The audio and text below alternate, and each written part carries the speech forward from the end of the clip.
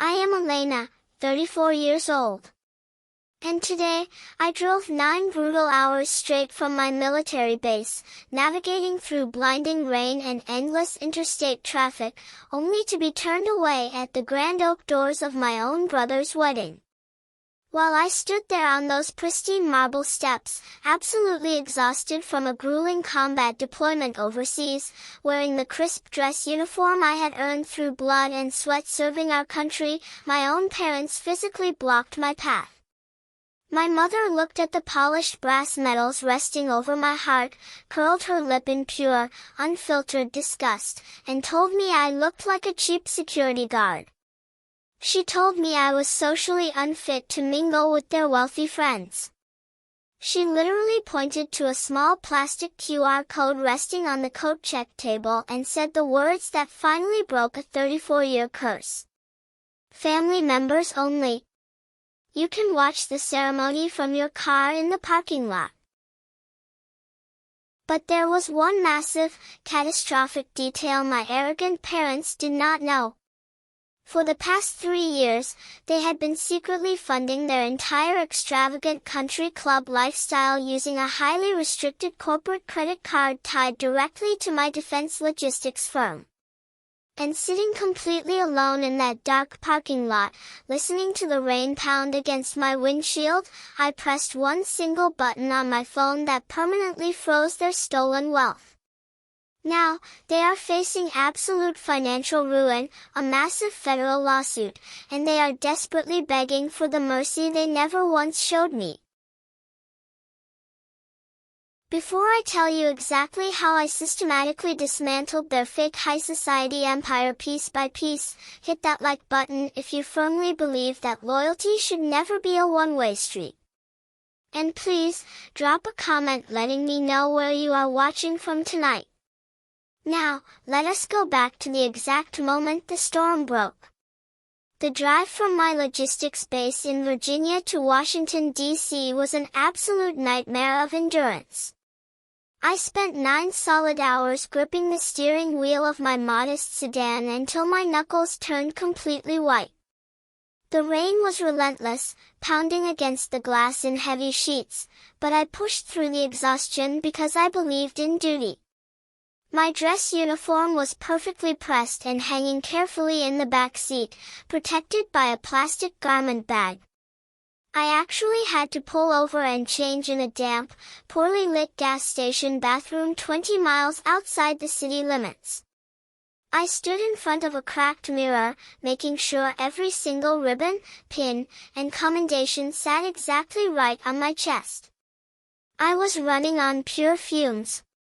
My bones physically ached from managing forward operating supply chains in the desert heat, and the heavy weight of severe jet lag was still actively pulling at my vision. But this was my younger brother Julian getting married. You show up for family. That is the fundamental, unbreakable rule I had always been taught, even if that exact same family never once bothered to show up for me. The venue was an exclusive, ridiculously expensive country club right in the heart of the city. It was the kind of place that practically screamed old money, designed specifically to keep people like me out. Massive white marble columns held up a pristine portico. Valet drivers in sharp vests were busy parking endless lines of luxury imported cars, carefully maneuvering sleek Lamborghinis and heavy SUVs. I pulled my unassuming sedan into a spot far in the back of the lot, taking a deep breath to steady the familiar knot of anxiety twisting in my stomach. I walked toward the grand entrance, my polished shoes clicking rhythmically against the wet pavement. The evening air was crisp, and the elegant, joyful sounds of a live string quartet drifted out from the main ballroom. I could see warm amber light spilling through the tall glass windows. Inside, wealthy guests were mingling in the foyer, holding crystal glasses of imported champagne and wearing custom designer gowns that easily cost more than my entire starting military salary. I smoothed my jacket, feeling a brief, quiet flash of profound pride in my uniform. I had earned my place in this world through absolute grit and relentless discipline, even if my parents still dismissively referred to my career as a glorified blue-collar warehouse job. As I reached the top of the marble steps, the heavy oak doors swung open. But it was not a welcoming committee stepping out to greet me. It was my parents. My mother, Margaret, stepped directly into the center of the doorway, her arms crossed tight against her chest like a fortress wall. She wore a tailored silver dress that shimmered aggressively under the portico lights. My father, Richard, stood just behind her right shoulder, his jaw set in a hard, uncompromising line. They looked exactly like highly paid bouncers guarding a VIP lounge from an unwanted, dirty trespasser. "Hello, Mom," I said, forcing a polite smile despite the bone-deep exhaustion radiating through my body. I know I am cutting it incredibly close, but the traffic on the interstate was an absolute nightmare. Margaret did not smile back. Her cold, calculating eyes swept over me, starting from my wet shoes and traveling slowly, critically, up to the commendations on my chest. "What are you wearing, Elena?" she demanded, her voice dripping with pure venom. "It is my dress uniform," I replied, genuine confusion momentarily slowing my thoughts. "I just got off duty. I drove straight here to see Julian." Margaret let out a sharp, mocking laugh that cut right through the humid evening air. "You cannot go inside looking like that. This is a highly exclusive black tie wedding. You look like a cheap security guard. You are an embarrassment." I stared at her, the reality of the situation slowly settling over my shoulders like a lead blanket. "Mom, I am a commanding officer in the United States military. This is the absolute highest formal attire I own. I am legally and socially allowed to wear this to formal civilian events." Richard stepped forward, pointing a thick, accusatory finger directly at my chest. "We are not talking about military regulations, Helena. We are talking about basic social decency. Julian is marrying into a very prominent banking family. His new in-laws are hosting state senators, federal judges, and corporate executives tonight. You showing up in that rigid, aggressive get-up is a pathetic cry for attention. You are just trying to upstage your brother on his special day because you are bitter." I felt a cold, heavy knot form deep in my stomach. Upstage him? I drove 9 hours in the pouring rain just to sit silently in the back row and cheer for him. I do not want any attention. I just want to see my brother get married. "You are socially unfit to be in that room," Margaret stated flatly, her voice dropping to a harsh, venomous whisper so the busy valet drivers would not overhear her cruelty. "You do not know how to mingle with these people. You lack grace. You will make us look absolutely ridiculous in front of the Sterns. We already told Clara's family that you were working overseas and could not make it. Your presence here is a massive, unwanted distraction." They had actively, deliberately lied to the bride's wealthy family just to hide my existence. I looked past my mother's shoulder, catching a brief glimpse of Julian laughing in the brightly lit foyer. He looked immaculate in his custom-tailored tuxedo. He glanced toward the heavy oak doors, made direct, undeniable eye contact with me, and then quickly turned his back, returning to his conversation and pretending he had not seen a single thing. Margaret reached out and tapped a small plastic placard sitting on a decorative table near the coat check. "Scan this," she commanded, her tone final. "It is a QR code for the wedding live stream. You can watch the ceremony from your car in the parking lot. Family members only inside." Family members only. The phrase echoed violently in my mind, ringing louder than the string quartet. I did not scream. I did not cry. I did not beg for their love. Years of intense military leadership and a lifetime of severe emotional neglect had taught me exactly how to lock down my reactions under direct enemy fire.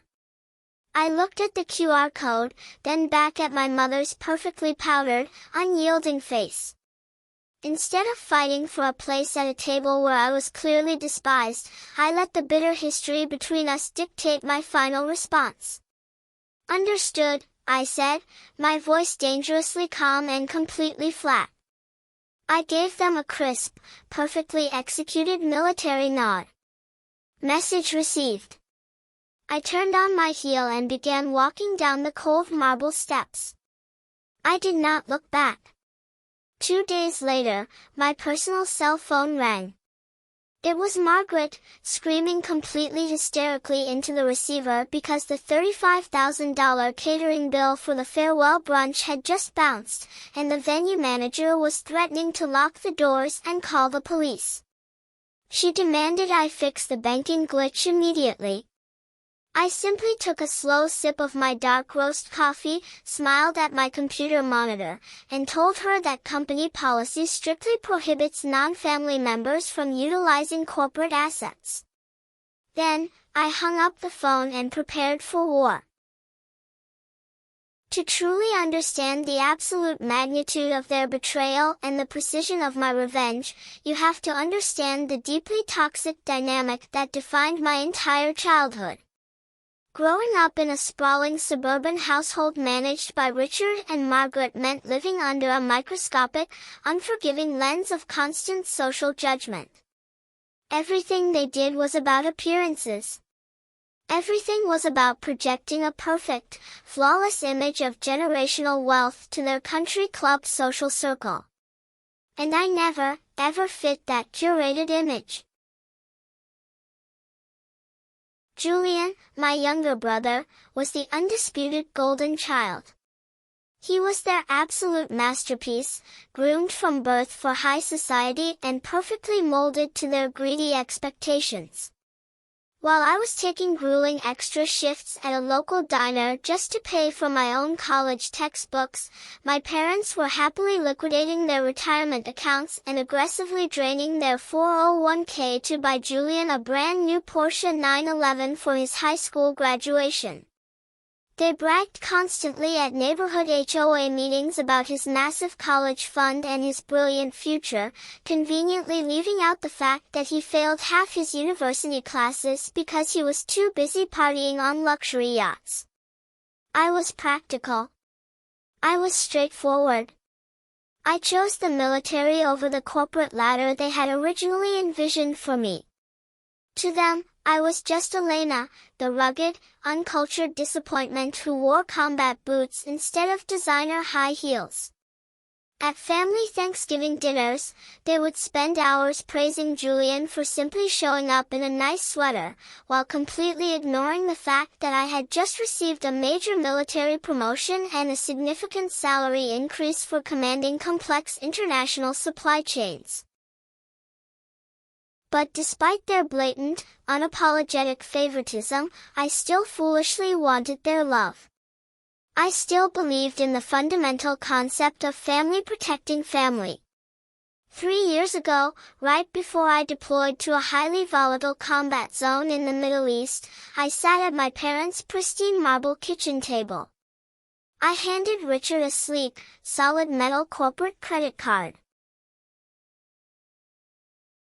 My logistics firm was just starting to scale massively at the time, generating very real, substantial commercial revenue. But all I cared about in that specific moment was making sure my family was financially secure while I was stationed in a completely different hemisphere, dodging indirect fire. I looked my father directly in the eye and gave him strict, incredibly simple instructions. This is for medical emergencies only, I told him firmly. If someone breaks a leg, if mom needs emergency surgery, or if the roof collapses and you need a safe hotel immediately, use this. Do not worry about the limit. Just keep yourself safe until I get back. I trusted them. I wanted to believe that under all the superficial country club posturing and the toxic obsession with status, they were still my parents. I was incredibly naive. What they did not know, and what they never bothered to ask, was what I actually did for a living. They had spent the last decade telling anyone who would listen that I worked a glorified warehouse job. It was their polite, condescending way of saying I was blue-collar labor, someone who moved heavy boxes for a meager paycheck. If they had actually cared to look past my uniform, they might have recognized the name Vanguard Defense Logistics. They might have realized that I did not just move cardboard boxes. I managed complex international supply chains for elite military contractors. I owned the massive distribution warehouses. I owned the armored transport fleets.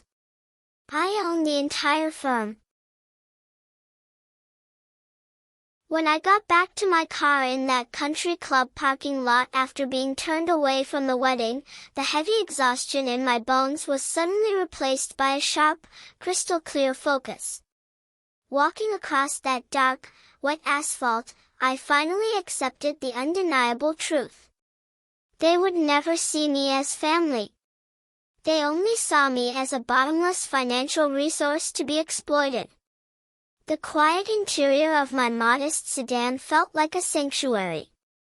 I sat in the darkness for a long moment, listening to the muffled, joyful sounds of the string quartet playing inside the venue. I pictured the lavish floral arrangements, the imported champagne, the massive catering spread that awaited them. Then, I reached into my uniform pocket, pulled out my phone, and opened my secure corporate banking application. The screen glowed bright in the dark car. I bypassed the standard employee accounts, utilizing my CEO credentials to access the highest level of executive financial records. I navigated directly to the Authorized User tab for the Emergency Family Card. The alert notifications on the screen were an absolute masterclass in blatant, unhinged financial abuse. I slowly scrolled through the pending charges from the last week alone. They had not been buying life-saving medicine or fixing a broken roof.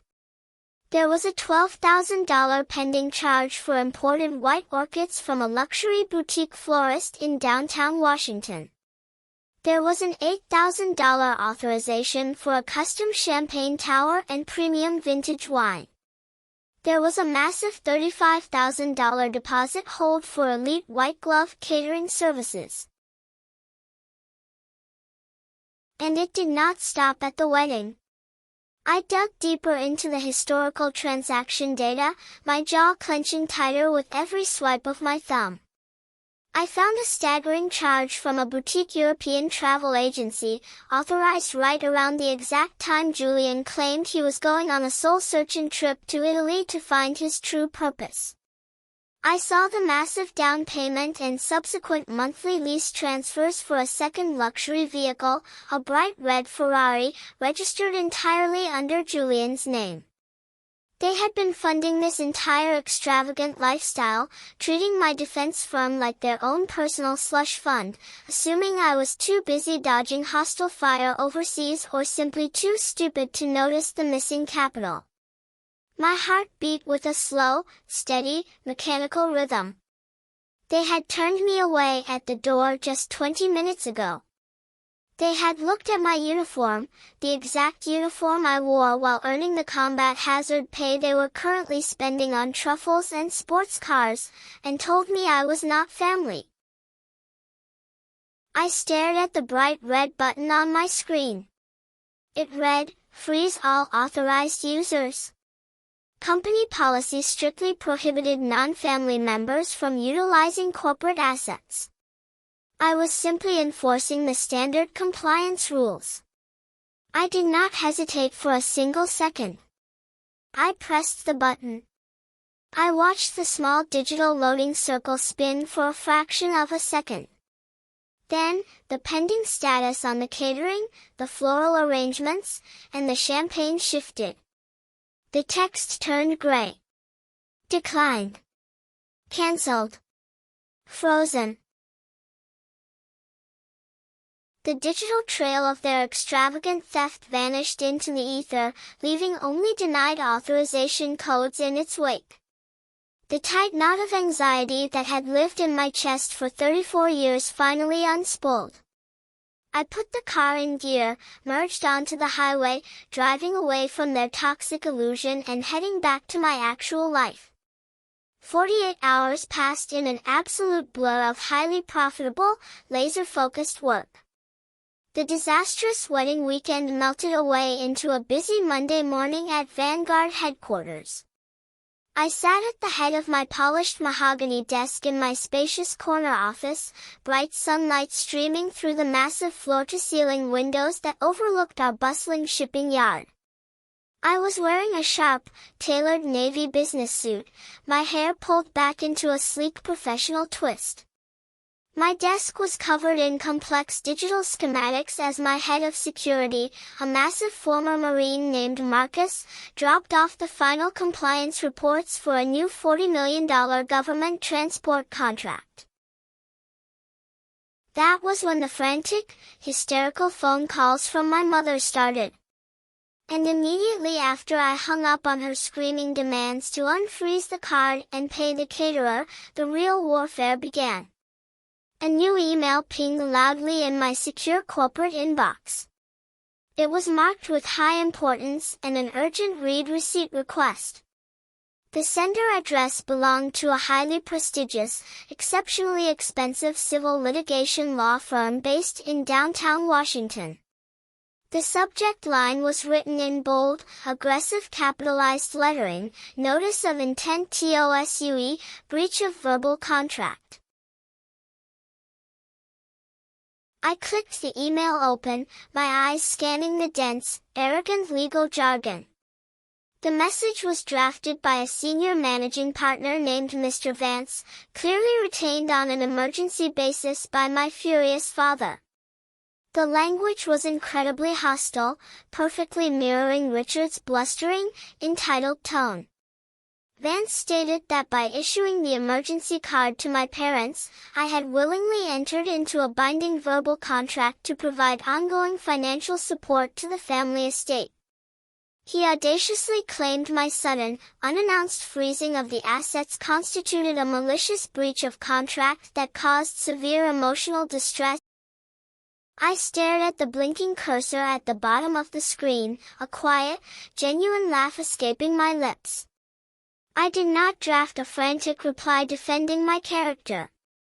I did not forward the email to my own internal legal team. I simply opened my calendar application and created a new mandatory video conference. I titled it, Vanguard Corporate Asset Audit and Compliance Review. I set the time for exactly 1 hour from the current moment.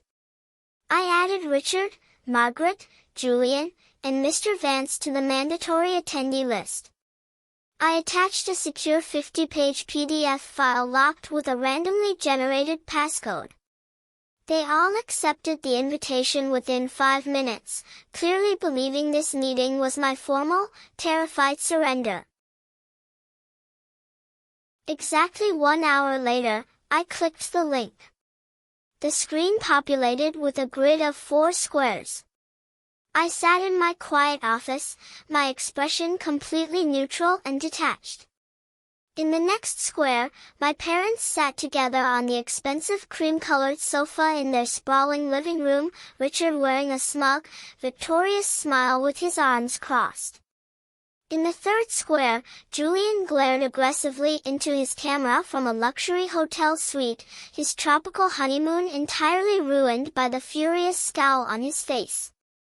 In the final square sat Mr. Vance, adjusting his expensive silk tie in a mahogany-paneled office that reeked of exorbitant billable hours. Mr. Vance cleared his throat, taking the floor immediately. "Miss Elena," he began, his voice dripping with unbearable condescension.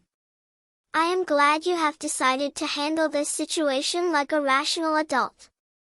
If you are prepared to wire the funds to the venue right now and reinstate your family's access to the shared accounts, your father has graciously agreed not to press charges for financial neglect." I did not respond to his empty legal threat. I simply clicked the button to share my main monitor with the group. A massive, heavily redacted corporate spreadsheet filled their screens. "I am unmuting everyone's microphone," I said, my voice slicing through the digital static with absolute precision. "But you are going to listen. The document you are looking at is a forensic financial audit of a Vanguard Defense Logistics corporate account. This is a highly restricted commercial credit line issued to me in my capacity as Chief Executive Officer." I pasted the passcode in the chat window. "Open the PDF." I watched the lawyer's eyes dart nervously to his second monitor as the file decrypted. "Let us review the verbal agreement my father is referring to," I continued, my tone entirely clinical. 3 years ago, I deployed to a forward operating base. I issued a card strictly for life or death medical situations. Instead, I returned to find this. I highlighted a specific, glaring row of data. Here is a $12,000 charge for a Parisian vacation. This transaction was authorized the exact same week my logistics unit was taking indirect fire in a combat zone. You used my hazard pay, the money I earned wearing body armor, to fund Julian's luxury trips and Ferrari lease payments. "Mr. Vance," I said, addressing the lawyer directly, watching the color begin to drain from his face.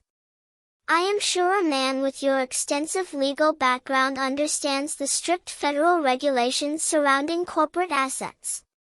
My parents lied to you. They failed to mention this card is the exclusive property of a government-contracted defense firm." Mr. Vance swallowed hard, his skin turning a sickly shade of gray.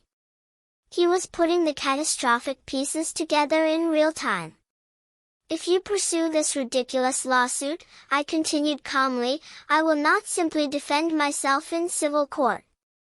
I will hand this 50-page forensic audit over to federal authorities. I will officially report Richard, Margaret, and Julian for systemic corporate fraud, wire fraud, and the unauthorized distribution of commercial assets. And since you just sent an email demanding I unfreeze stolen government-linked funds to pay a private caterer, I will gladly hand over your written correspondence as evidence of your active participation in an extortion attempt." The silence that followed was absolute. Vance abruptly leaned toward his microphone, his hands raised defensively. "Miss Elena, I was not informed of the corporate nature of this account. My clients explicitly stated this was a personal family trust. Please be advised that as of this exact moment, I am formally withdrawing my representation. I am officially advising my former clients that pursuing any legal action would result in catastrophic criminal liability." Vance's square went completely black. He disconnected the call and ran as fast as he legally could. Richard completely erupted. Watching his high-priced lawyer flee the battlefield shattered his fragile ego. "You ungrateful brat!" he roared, leaning so close to the camera his face distorted. "If you do not wire that money right this second, you are dead to me. I am the sole executive of the family trust. I am officially evicting you from the lake house. You are permanently banned from stepping foot on that property. I am taking the deed and giving it to Julian as a wedding present. You are cut off from your inheritance." He leaned back, breathing heavily, clearly believing he had just played an unbeatable trump card. A cold, sharp smile formed on my lips. "Oh, Dad," I said softly. "We really need to talk about real estate." I moved my mouse and opened a brand new tab to the official county clerk's public records database. "You see, Dad, while you were busy playing golf and pretending to be a billionaire, you completely neglected your actual finances. You leveraged the lake house to secure a massive commercial loan 5 years ago to buy yourself a Rolls-Royce. But you never paid it back." I pulled up the official transfer of deed, the government seal glowing on the screen. 2 years ago, the bank initiated a quiet foreclosure on your sacred family property. They seized the estate to cover your massive defaulted debts. Richard's face drained of all color. He looked sickly and completely hollow. "The bank put the lake house up for private auction," I explained smoothly. "They bundled your toxic debt. But I received an automated alert from my commercial real estate sector. So, I stepped in. I did not use family money because the family money was gone. I used my own corporate capital. I bought the bad debt from the bank for pennies on the dollar." I highlighted the final signature block.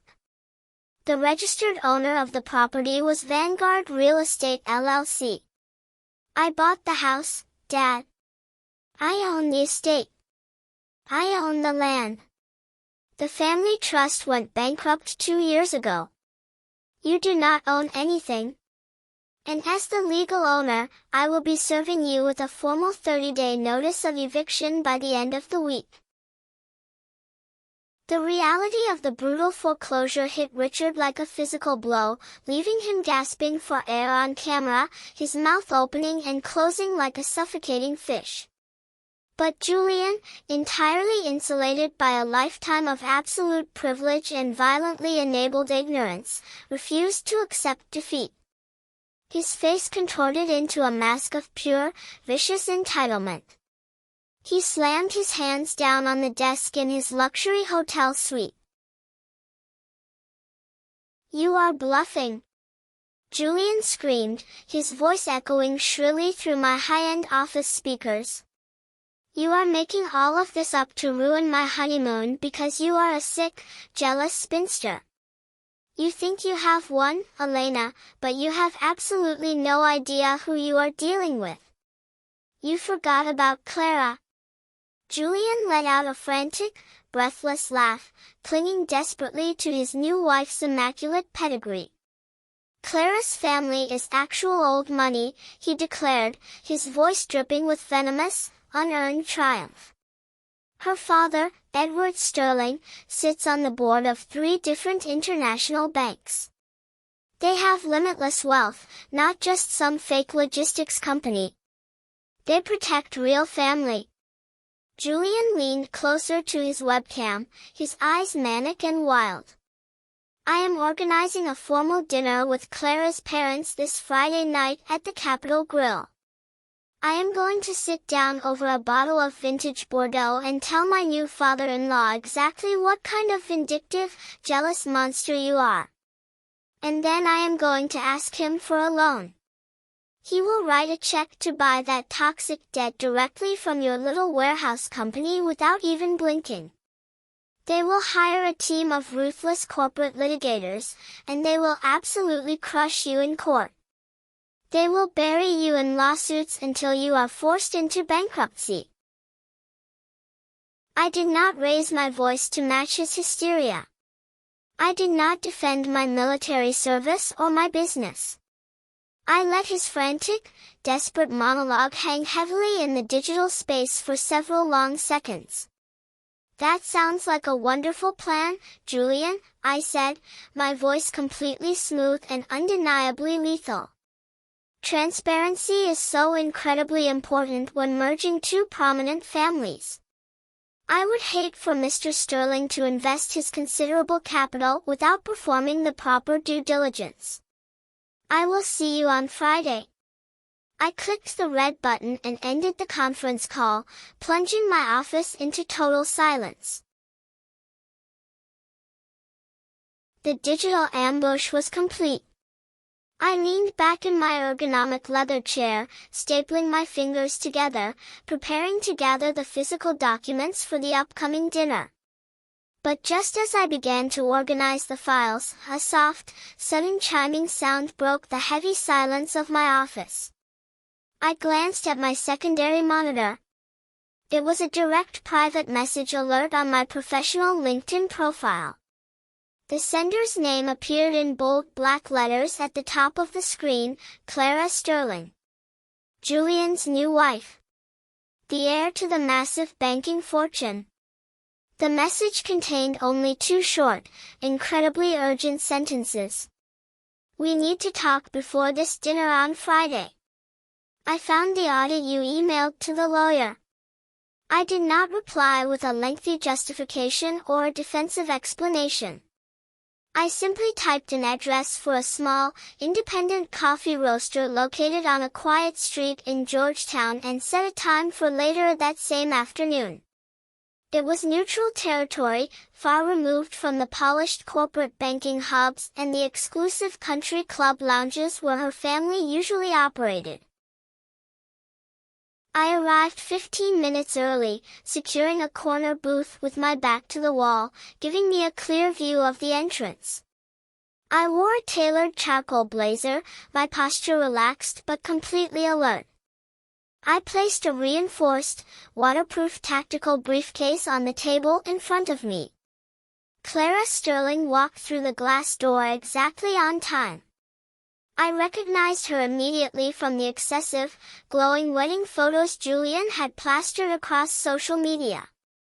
But the woman walking toward my table bore very little resemblance to the triumphant bride from those pictures. She looked absolutely exhausted. Her expensive beige trench coat was pulled tight around her shoulders, and she had dark, heavy bags under her eyes. Her skin carried a pale, sickly pallor.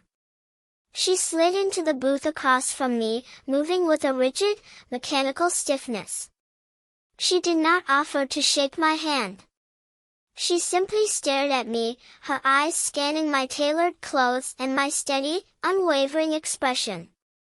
She looked profoundly confused. "You do not look like an addict," Clara whispered. Her voice was stripped entirely of the polished charm I expected from a woman of her pedigree. I maintained steady eye contact, waiting for her to explain the bizarre, insulting statement. "Mr. Vance sent an automated termination of counsel notice to every email address associated with your family's legal file," Clara continued, her hands trembling slightly as she clasped them together on the table. My email was on that list because I was the one secretly paying his massive retainer fee to help Julian out of a financial bind. Vance attached your heavily redacted audit to his withdrawal notice, citing severe criminal exposure. I opened the file. I read the spreadsheet. Clara stopped, taking a jagged, uneven breath. She looked around the quiet coffee shop as if making sure no one was listening before leaning closer to me. "Julian told me you were in a lockdown rehabilitation center," she whispered, the total devastation cracking through her voice. "He told my parents that you had been struggling with severe, uncontrollable substance abuse for years. He said your military service had broken you, that you were completely unstable, and that you had been violently estranged from the family because you kept stealing from your father to fund your drug addiction. That is the exact story he told my entire family at the rehearsal dinner to explain why you were not standing at the altar with him. He cried in my mother's arms." I sat perfectly still. The sheer magnitude of Julian's sociopathic lying was breathtaking. He had actively, maliciously weaponized my military service and completely assassinated my character to secure blind sympathy from his wealthy new in-laws. But the lie goes so much deeper. Clara swallowed hard, a tear finally escaping and tracking down her cheek. A month before the wedding, Julian came to my father in absolute hysterics. He claimed your treatment facility was threatening to kick you out onto the street due to a lapse in insurance. He said Richard's assets were temporarily tied up in a complex trust negotiation. He told my father that if you were discharged, you would be dead within a week. He begged my father for a bridge loan. My father does not negotiate with human lives. He wrote a check for $35,000 that exact same day, registering it as a private charitable donation to save your life. Julian took that check. And then today, I read your audit. I read the exact dollar amounts. I did not offer her a sympathetic smile. I did not offer hollow platitudes. I simply unclasped the heavy steel locks on my tactical briefcase. I flipped the lid open and extracted the thick, color-coded file. "You are a banker's daughter, Clara," I said, my voice clinical, precise, and completely devoid of emotion. "You possess the advanced financial literacy required to understand exactly what you are about to look at. I am not going to ask you to take my word against your husband's fake tears. I am going to show you the absolute undeniable reality of the family you just married into." I slid my official military deployment records directly across the table. "These are my federal service records," I stated. As you can clearly read, during the exact time frame Julian claimed I was violently stealing from my father to fund a fictional addiction, I was actively deployed in a hostile combat zone managing forward operating logistics. I was not in a rehabilitation center. I was in body armor. I placed the corresponding direct deposit history for my combat hazard pay next to the deployment records, followed by the ledger for the Vanguard corporate emergency credit card. I watched Clara's eyes scan the pages. She was raised in high finance. She processed the data instantly. I saw the exact moment her brain connected the dates on my deployment records to the dates of the massive, exorbitant charges on the corporate card. She saw the $12,000 Parisian luxury vacation. She saw the country club memberships. She saw the Porsche and Ferrari lease payments. She was looking at a documented timeline of generational theft. "Now, let us examine the charity of your father," I said softly. I pulled out a specific, highlighted invoice and placed it directly in front of her. "Julian told your parents he needed $35,000 for a medical facility. Here is the final billing statement from the exclusive country club where you recently celebrated your wedding reception. The total is exactly $35,000. Richard is completely bankrupt. When his checks bounced, the venue threatened to cancel the reception. So Julian fabricated a horrific, degrading lie about my mental health to extort your parents into covering his catering bill.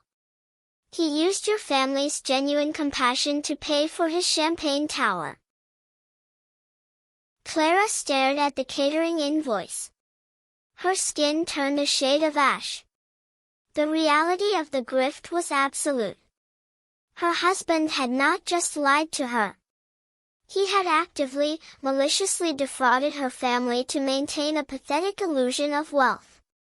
"Can I bring this entire file to the family dinner on Friday?" Clara asked, her voice dropping to a quiet, lethal whisper. The sadness and confusion were completely gone from her eyes. They had been replaced by the cold, terrifying, absolute fury of a woman preparing to initiate total warfare. I looked at the shattered banking air, recognizing the exact moment a predator decides to strike. I gave her a single, slow nod. I was counting on it. Friday evening descended on the city with a cold, biting wind that cut right through your jacket. But inside the mahogany-paneled walls of the Capitol Grill, the atmosphere was entirely insulated by money.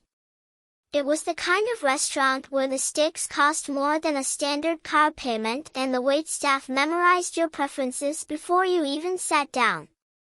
The private dining room I approached was a masterpiece of modern architectural exclusivity. It featured 3 solid, soundproof walls of dark wood and a 4th wall made entirely of thick tempered glass that looked out over the main dining floor.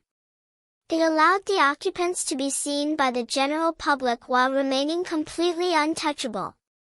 It was the exact kind of performative, arrogant display my father craved more than oxygen.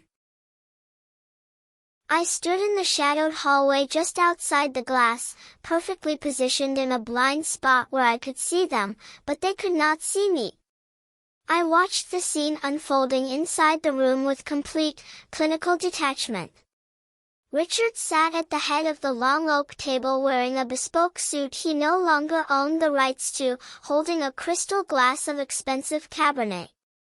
He was leaning toward Clara's father, Edward Sterling, a man whose quiet, understated posture radiated actual generational wealth and deeply ingrained authority. Margaret sat next to Victoria Sterling, nodding sympathetically as Julian held court at the center of the table. Even through the thick soundproof glass, the pathetic pantomime was painfully obvious. Julian was dabbing at the corners of his eyes with a crisp white linen napkin, playing the role of the exhausted, heartbroken brother to absolute perfection. He reached out and placed his hand over Victoria's, his face a carefully constructed mask of tragic concern. He was actively setting the hook. He was painting the vivid picture of my fabricated demise, weaving the elaborate, sickening lie about my supposed drug addiction and the agonizing financial toll it was taking on the family's estate. Richard seamlessly took the baton from his weeping son. I watched my father set his wine glass down with a heavy, dramatic sigh. He pressed his hands together, adopting the solemn, burdened expression of a patriarch making a terrible sacrifice for his family. He was undoubtedly feeding Edward Sterling the precise, calculated script they had rehearsed in their living room. He was explaining how the Wilson family trust was temporarily frozen, how his massive liquid assets were tied up in emergency medical trusts for my fictional lockdown rehabilitation, and how he just needed a temporary multi-million-dollar bridge loan to secure a real estate asset that had mistakenly fallen into foreclosure due to a minor clerical error. They were orchestrating a high society shakedown right in front of my eyes. They were using my stolen identity, my hard-earned military service, and my completely fabricated trauma as the emotional leverage to pry open the Sterling family vault. They thought they were brilliant. They thought they were invincible. Clara sat silently at the opposite end of the table. She was staring down at her untouched steak, her jaw clenched so tightly I could see the muscles fluttering beneath her skin. She did not look at her husband. She did not look at her parents. She simply waited, a loaded weapon sitting quietly in a room full of arrogant targets. I reached down and smoothed the dark fabric of my jacket. I was not wearing my tailored corporate suits tonight. I was wearing my formal, pristine military dress uniform. Every single brass button was polished to a flawless mirror shine. The fabric was immaculately pressed, holding sharp, unforgiving creases that spoke of endless discipline. The heavy rack of commendations, service medals, and campaign ribbons resting over my left breast pocket gleamed under the warm amber restaurant lighting. I wore the uniform of a commanding officer in the United States military, projecting absolute, undeniable authority. I was the living, breathing antithesis of the twitching, unstable, thieving addict Julian had just spent the last hour describing. I took one final, deep breath, letting the steady rhythm of my own heartbeat ground me. I stepped out of the shadows, grasped the heavy brass handles of the double doors, and pushed them open.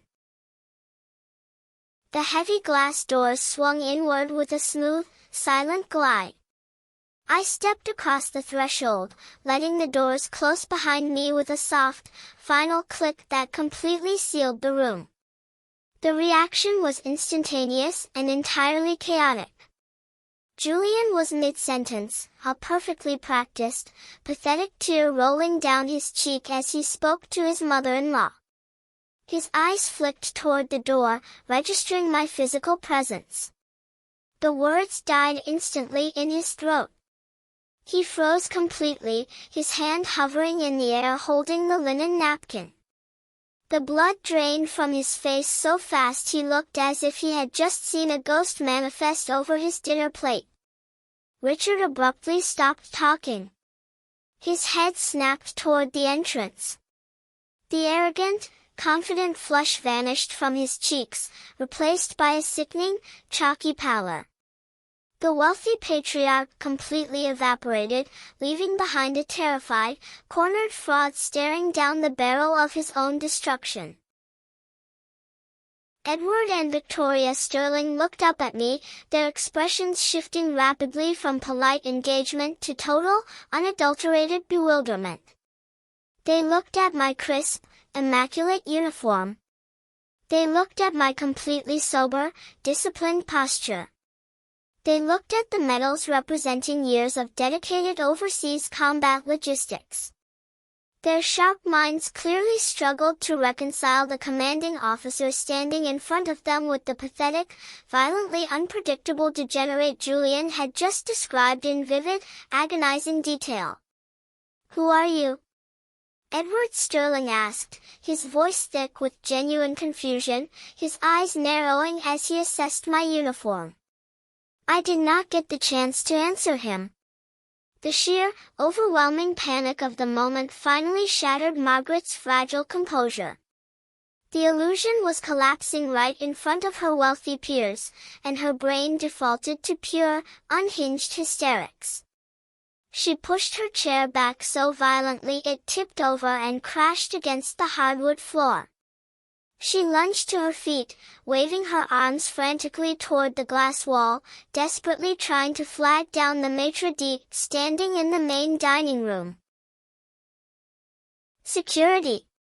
Margaret hissed, her voice a sharp, venomous whisper intended to preserve some semblance of decorum while executing total panic. "Somebody get security in here right now. She is not supposed to be here. She is having an episode."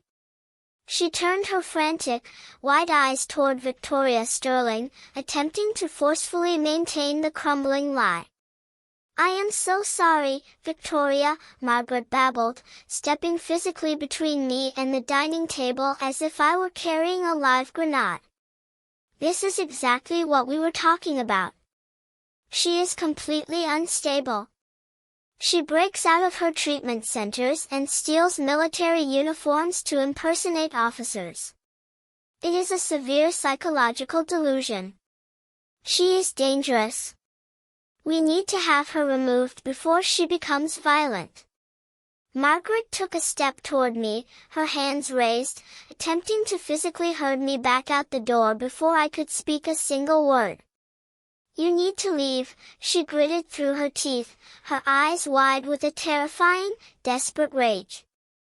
"Get out of here right now before I call the police and have you arrested for trespassing." I did not take a single step backward. I stood my ground, my hands clasped loosely behind my back in a standard military parade rest, watching her unravel. I let her spin her frantic, easily disprovable lies directly in front of the exact people she was trying to rob. Before Margaret could take another aggressive step toward me, a chair scraped loudly against the floorboards at the far end of the table. Clara stood up. She did not look like the compliant, supportive wife who had sat silently through the rehearsal dinner. She looked like a woman who had spent the last 48 hours reviewing a forensic audit of her husband's pathological deception. She looked completely and utterly lethal. "Sit down, Margaret," Clara commanded. Her voice was not loud, but it cut through the chaotic room like the crack of a whip. It carried the absolute, unquestionable authority of the Sterling family empire. It was a direct order, not a polite request. Margaret froze in her tracks, her mouth hanging open. She looked at Clara, completely stunned by the aggressive tone of her normally polite daughter-in-law. "But Clara," Margaret stammered, her hands fluttering uselessly in the air. "She is having a psychotic break. We need to protect the family." "I said sit down," Clara repeated, her eyes locking onto Margaret with a cold, terrifying intensity that left absolutely no room for negotiation. "She is not having a psychotic break. She is not dangerous. And she is certainly not trespassing." Clara stepped away from her chair and walked slowly down the length of the long oak table, moving past her bewildered parents, past my sweating, paralyzed father, and past her trembling, hyperventilating husband. She stopped right next to me, turning to face her in-laws with a look of absolute, profound disgust. "She is my guest," Clara stated, her voice echoing cleanly off the glass walls. "I invited her here tonight." Edward Sterling frowned, looking from his daughter to my immaculate uniform. "Clara, what is going on here?" he asked, his sharp banking instincts clearly sensing the massive discrepancy in the narrative. "Julian just spent half the evening detailing his sibling's severe medical crisis. Why is your guest wearing a perfectly tailored dress uniform?" "Because everything you have been told tonight, and everything you have been told since the moment I introduced Julian into our family, is a complete and total fabrication," Clara answered, keeping her eyes entirely fixed on her husband. Julian let out a small, strangled whimper. He shrank back into his leather chair, his hands gripping the edge of the table so tightly his knuckles turned stark white. The blood had entirely left his face, leaving him looking like a wax mannequin. He realized with absolute, crushing certainty that the secret coffee shop meeting had taken place. He realized the trap had sprung, and the steel jaws were currently snapping shut around his entire fabricated life. Clara did not offer him a single shred of mercy. She reached down and unclasped the heavy brass locks of the leather briefcase resting next to her chair. "My father-in-law did not experience a minor cash flow disruption," Clara said, addressing her parents while glaring directly at Richard. "He did not suffer a clerical error at the bank. He systematically defrauded commercial lenders by filing fabricated tax returns and inflating the assets of a bankrupt family trust to fund his country club lifestyle. He defaulted on every single loan he took out, resulting in the bank foreclosing on their vacation property and the primary real estate they are currently living in." Clara reached into the briefcase. She pulled out the massive, thick file I had handed her in Georgetown. The edges of the color-coded index tabs stuck out sharply from the sides.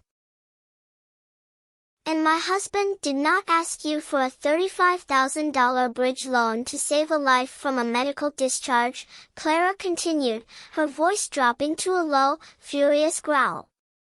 "The person standing next to me is a decorated military logistics officer who spent the last 2 years running supply chains in active combat zones. Julian asked you for that money because his father's checks bounced, and he needed your charity to pay the catering bill for our wedding reception." Clara lifted the 50-page forensic audit high into the air. She held it there for a fraction of a second, letting the immense weight of the documentation hang over the silent room. Then, With a swift, violent motion, she dropped the massive file directly onto the center of the dining table. It hit the solid oak wood with a heavy, deafening thud that rattled the fine-boned china and caused the red wine to splash violently against the sides of the crystal glasses. The echo faded away, leaving a ringing, suffocating silence in its wake. Drops of spilled Cabernet sank into the pristine white tablecloth like fresh blood. No one moved. No one dared to speak. Inside the private suite, the carefully curated illusion of the Wilson family had just violently shattered. "Mother, Father," Clara spoke, her voice carrying a chilling, absolute calm. "I apologize for the abrupt disruption to our evening.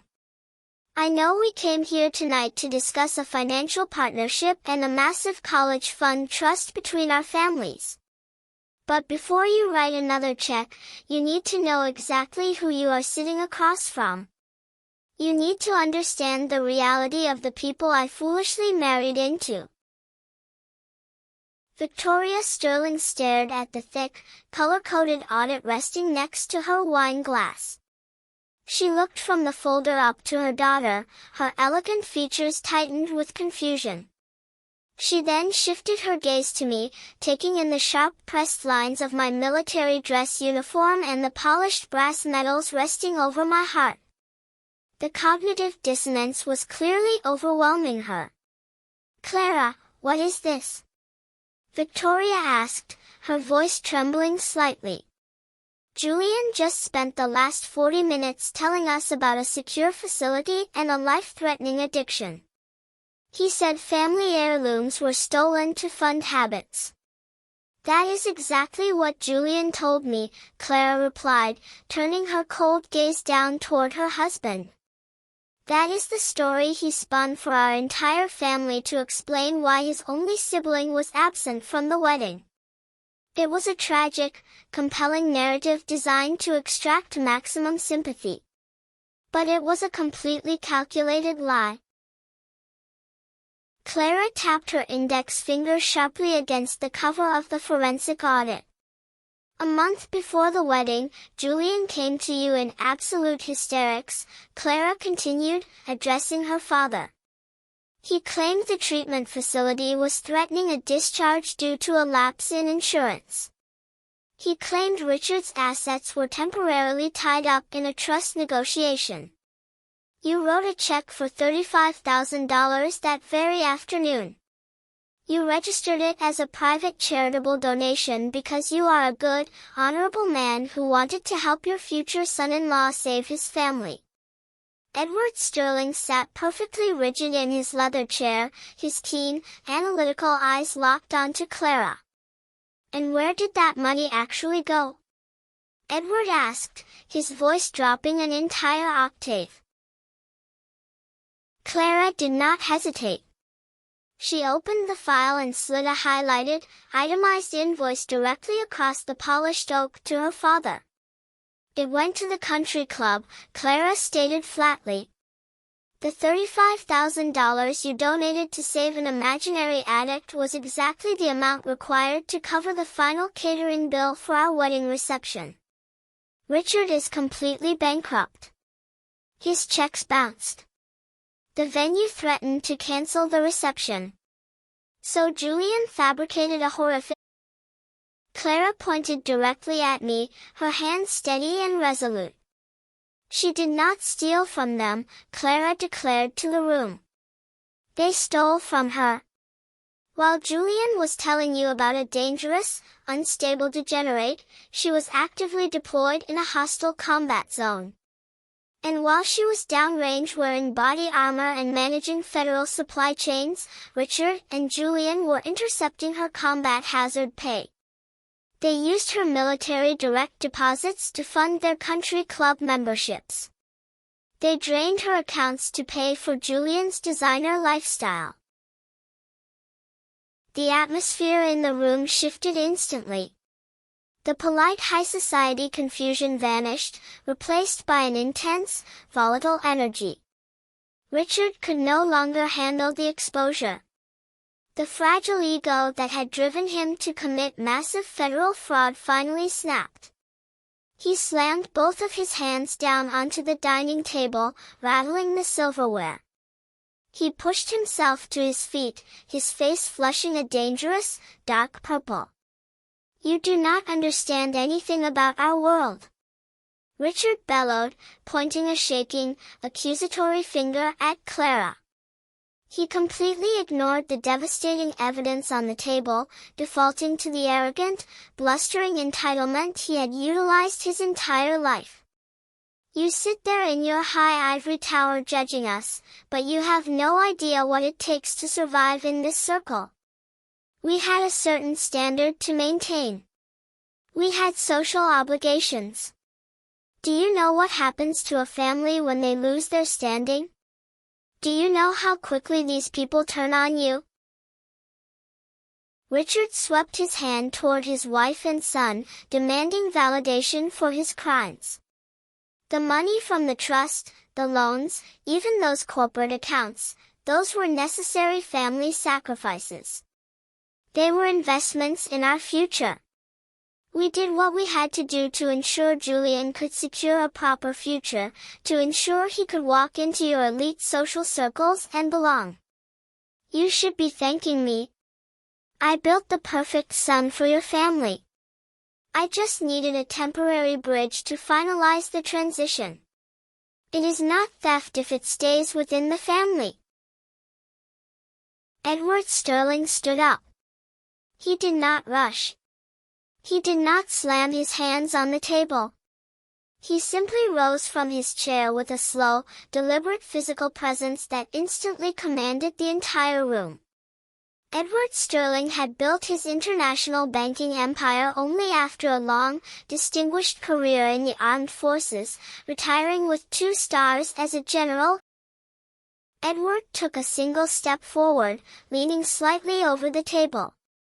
"You stole from a soldier while they were deployed in a combat zone," Edward stated, his words dripping with pure, unfiltered contempt. "You siphoned blood money from your own flesh and blood so your spoiled, entitled son could buy sports cars and parade around a country club. You are not a patriarch protecting his family. You are a pathetic, cowardly parasite." Edward slowly turned his head, deliberately breaking eye contact with Richard. "I will not look at you for another second," Edward commanded. "You disgust me. If you ever contact my family or my bank again, I will personally ensure federal prosecutors have this entire file on their desks before breakfast." Richard collapsed back into his chair as if his strings had been cut. The realization that he had just threatened and insulted a retired general and a billionaire banking executive finally penetrated his thick skull. He was ruined. There was no social circle left to save. Julian realized the exact same thing. The massive, wealthy empire he thought he had conquered was actively turning its weapons upon him. He looked at Clara's hardened face, then at Edward's disgusted posture. His mind desperately scrambled for a lifeline. He reverted to the only defense mechanism he had ever successfully deployed. He burst into violent, theatrical tears. Julian let out a loud, heaving sob, burying his face in his hands. His shoulders shook with exaggerated force. He pushed his chair back and practically threw himself toward Clara, reaching out to grasp her tailored jacket. "Clara, please." Julian wept, his voice breaking into a high, frantic whine. "You have to understand. You have to listen to me. I was so terrified. I loved you so much, and your family was so perfect and so rich and so intimidating. They made me feel like I was not enough. I just wanted everything to be perfect for you. I wanted to give you the flawless wedding you deserved." He looked up at her, pleading for the unconditional grace she had always given him. "My father told me he had the money. He promised me. When the checks bounced, I panicked. I just panicked. Clara, I did not want to lose you. I made a terrible mistake, but I did it out of love. We can fix this. We can pay the money back. Please do not look at me like that. I am your husband. Clara looked down at his hands gripping her jacket. She did not pull away. She simply stared at him with an expression of profound, chilling emptiness. The love, the warmth, the gentle patience that had defined their entire relationship had been surgically removed. You are right about one thing, Clara said, her voice a quiet, dead whisper in the chaotic room. You are not. Clara lowered her hand and set the wedding rings precisely on top of the 50-page forensic audit folder resting in the center of the table. The diamonds clinked softly against the glossy cardboard cover. I am filing for an annulment and an immediate divorce based on extreme, premeditated financial fraud, Clara announced to the room. I will have my attorneys coordinate directly with Vanguard Defense Logistics to ensure every single dollar you stole from that deployment pay is fully recovered before this marriage is legally erased from existence. Do not ever speak to me again. The heavy, deafening thud of those rings hitting the solid oak table echoed off the soundproof glass walls of the private dining room. The jewelry rested perfectly still on top of the audit cover, a shining, absolute monument to the total destruction of my brother's fraudulent empire. Clara did not wait for a response. She did not look back to witness the devastation she had just unleashed. She simply turned on her heel, adjusted the cuffs of her coat, and walked deliberately toward the heavy glass doors of the private suite. Edward and Victoria Sterling immediately flanked their daughter, closing ranks with the effortless, synchronized precision of old money protecting its own. They did not spare a single backward glance at the Wilson family. Julian let out a piercing, guttural shriek. The sound tore through his throat, raw and utterly unhinged, completely devoid of the curated high society elegance he had spent months perfecting. He scrambled out of his leather chair, practically falling over his own expensive shoes. He lunged across the room, desperately grasping at the empty air behind his departing wife. Clara, wait! Julian screamed, his voice cracking into a hysterical, breathless sob. Clara, please do not leave me. I can explain everything. I will do whatever you want. He hit the heavy glass doors just as they clicked shut behind the Sterlings. Julian slapped his palms flat against the thick-tempered glass, his ruined, tear-streaked face pressing against the transparent barrier. Outside in the main dining room, Clara and her parents strode purposefully through the sea of elegantly dressed patrons, never once breaking their stride. Julian pounded his fists against the glass, begging for a woman who had already erased him from her existence. The wealthy patrons sitting at the candle-lit tables in the main dining area stopped eating. Dozens of highly influential, powerful people turned their heads to watch the pathetic spectacle unfolding inside our transparent box. They stared at Julian, watching him claw uselessly at the door.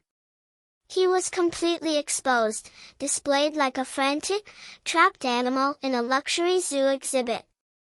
At the dining table, the reality of the situation finally crashed down upon Richard. He stared blankly at the rings resting on the audit folder. The bridge loan was gone. The billionaire's safety net had completely evaporated. The commercial fraud he had committed was now fully documented and exposed to a family that possessed the power to bury him in a federal lawsuit for the rest of his natural life. There was no country club charm left to deploy. There were no more lies to spin. He was staring directly at a federal prison sentence and absolute, unmitigated bankruptcy. His paralyzing fear instantly metastasized into a violent, explosive rage. Richard let out a primal roar. He grabbed the heavy edge of the oak dining table with both hands. He kicked his chair backwards so violently it toppled over and crashed against the hardwood floor. He lunged across the center of the table, his eyes wide and bloodshot, aiming directly for me. His sudden, erratic movement swept across the pristine table setting.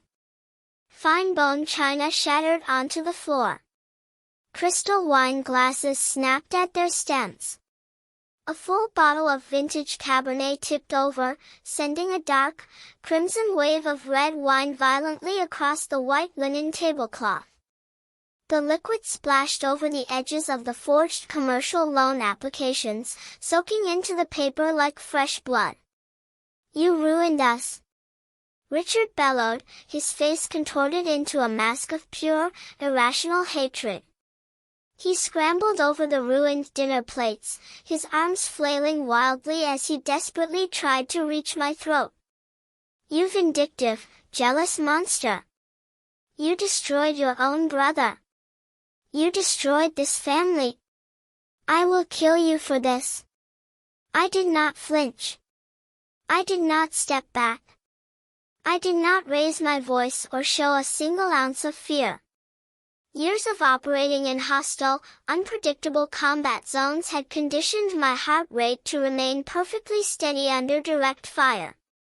I simply shifted my weight slightly to the left, standing my ground with perfect military posture. Richard, heavily intoxicated, overweight, and entirely blinded by his own pathetic rage, lost his footing on the spilled wine.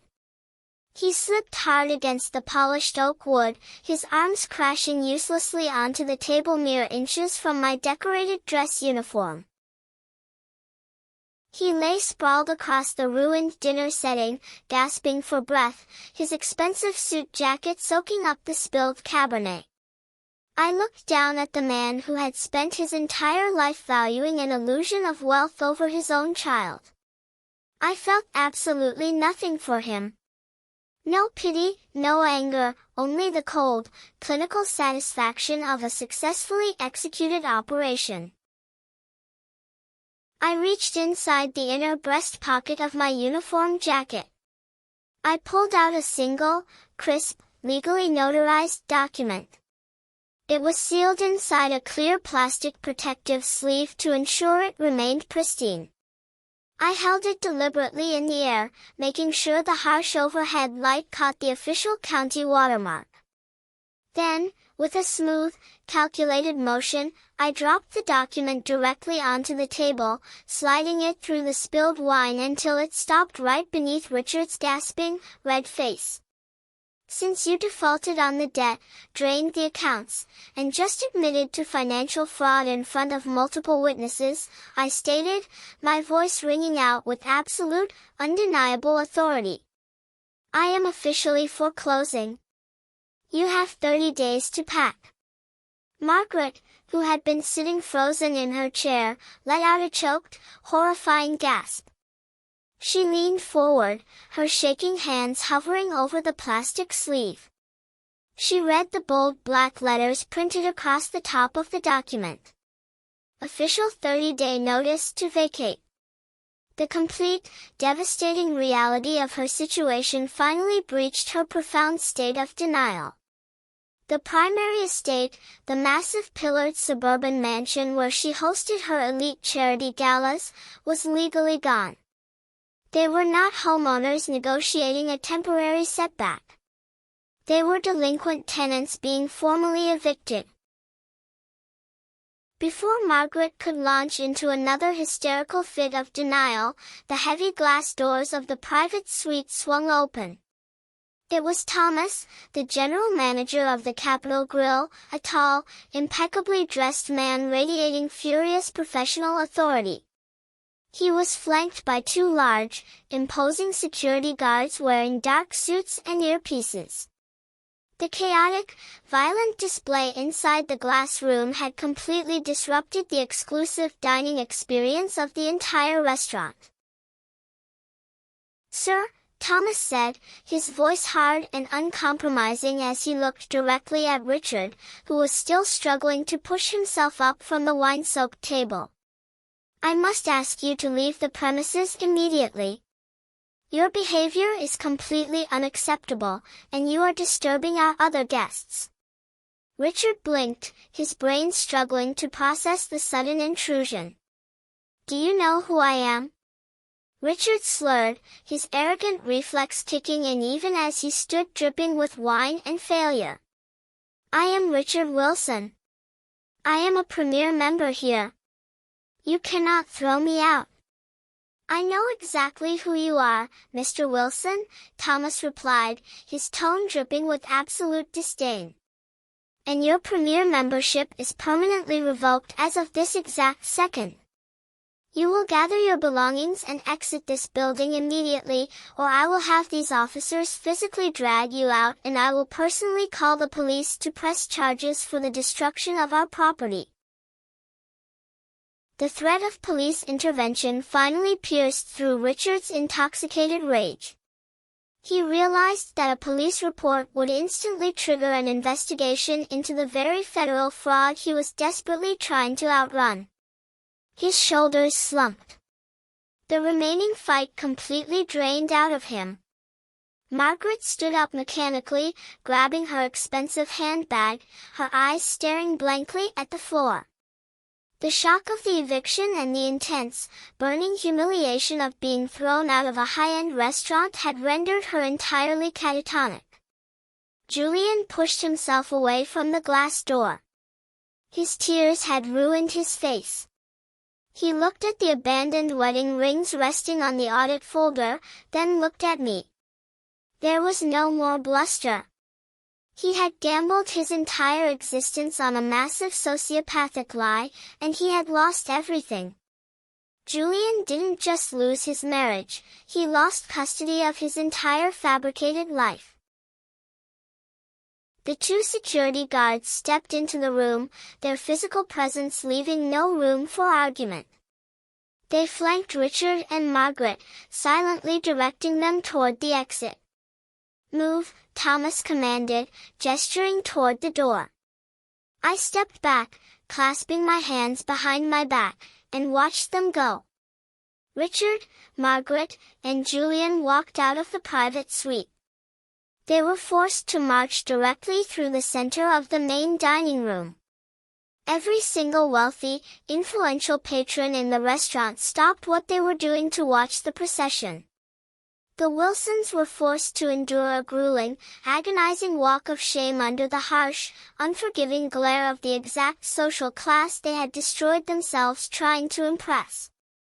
Thomas turned back to me, his expression softening slightly as he took in my crisp, disciplined military uniform. "I apologize for the disturbance, Commander," he said respectfully. "We will add the damages to their final outstanding account balance." "Thank you, Thomas," I replied calmly, stepping forward to retrieve my tactical briefcase. "Do not worry about the damages. I will settle the bill for the table tonight. Consider it a parting gift." It took exactly 6 months for the complete and absolute reality of their financial destruction to finalize.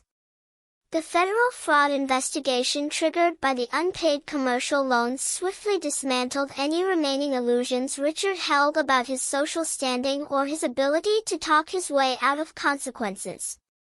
The exclusive private club, completely furious over the bounced checks and the massive public humiliation they had endured, aggressively sued Richard and Margaret for the unpaid catering bill.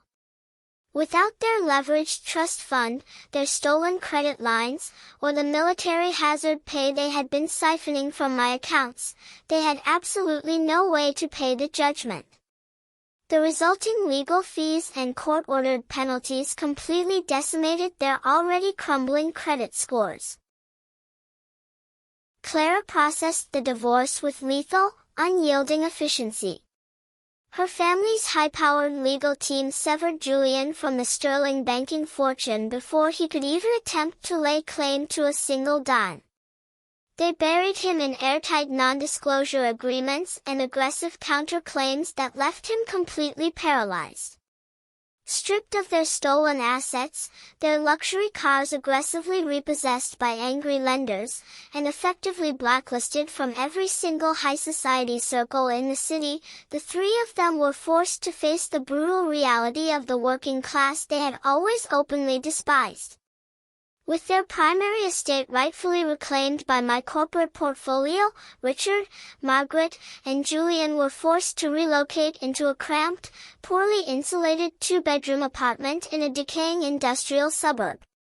Richard, a man who once boasted about playing golf with senators and managing imaginary wealth, took a minimum-wage job scanning inventory at a local discount hardware store. His days of bespoke suits were replaced by a stiff polyester uniform and a plastic name tag. Margaret, whose entire identity revolved around hosting elite charity galas, was forced to work the customer service desk at a chain pharmacy, dealing with the daily complaints of the exact demographic she used to mock. Julian, stripped of his designer wardrobe, his stolen Ferrari, and his wealthy wife, found himself working the cash register at a strip mall boutique. But the final revelation, the ultimate twist of the knife, came when I was cleaning out the remaining files from the foreclosed estate. I uncovered an old, discarded tablet belonging to my mother. As I wiped the data, a string of archived text messages caught my eye. They were from Aunt Beatrice, the sweet, grandmotherly woman who always played the peacemaker at family gatherings, the one who always brought casseroles and offered soft smiles.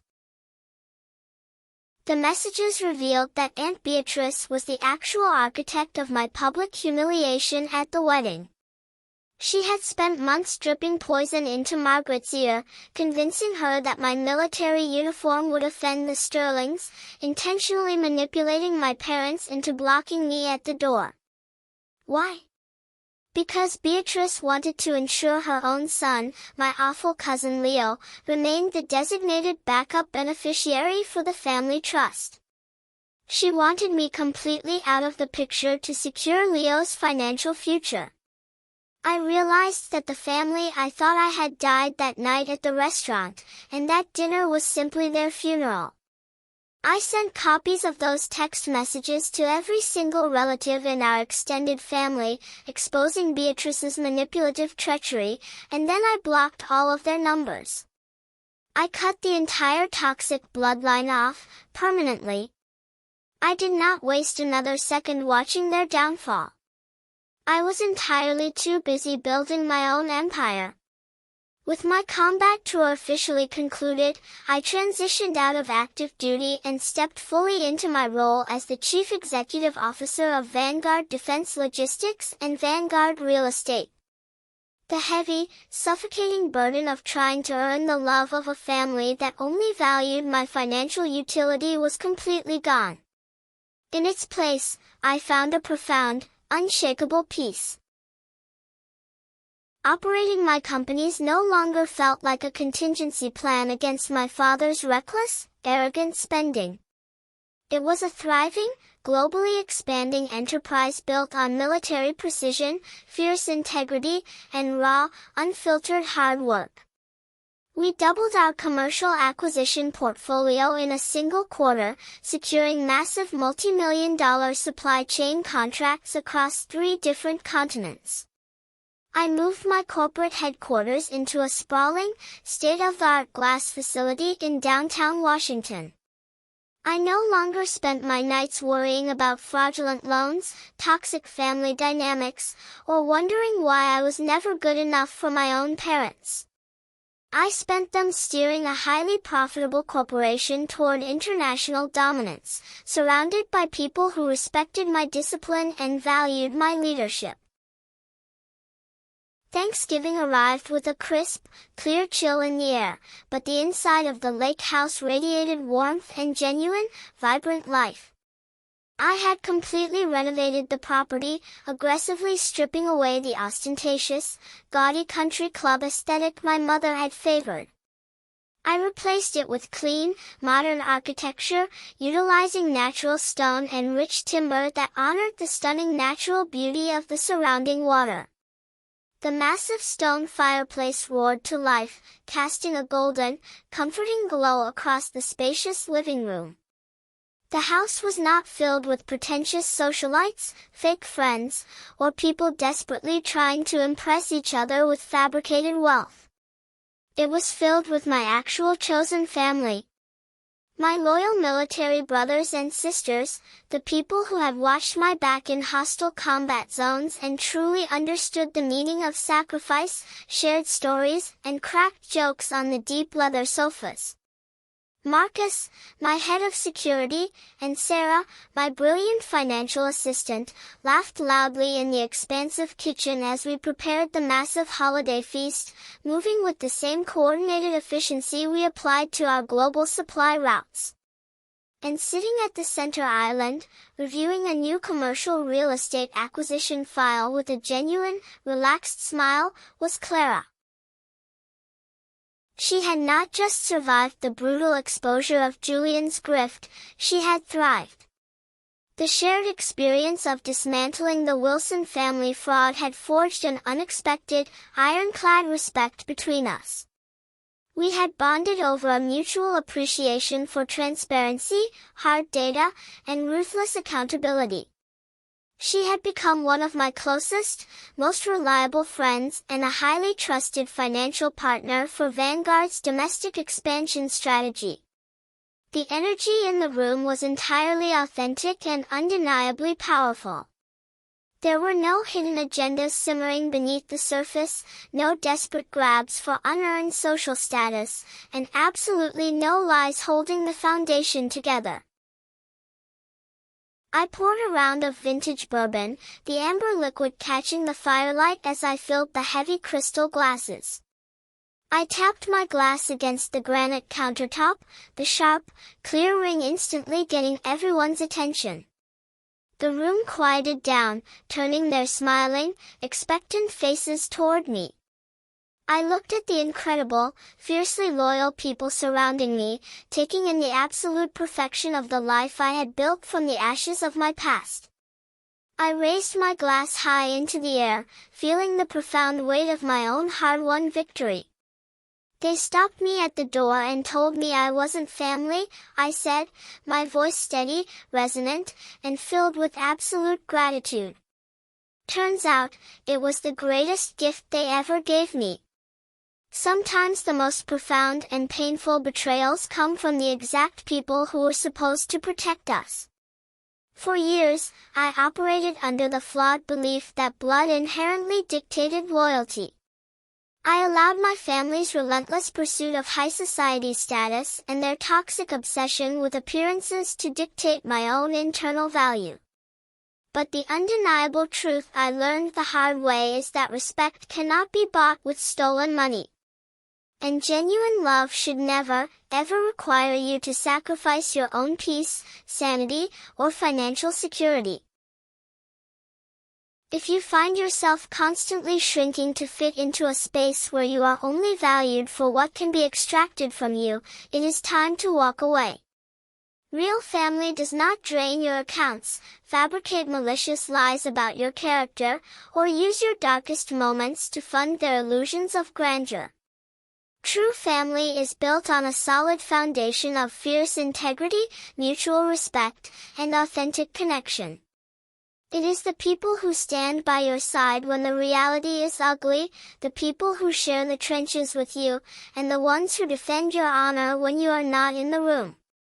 We cannot control the family we are born into, but we possess the absolute power to choose the family we keep.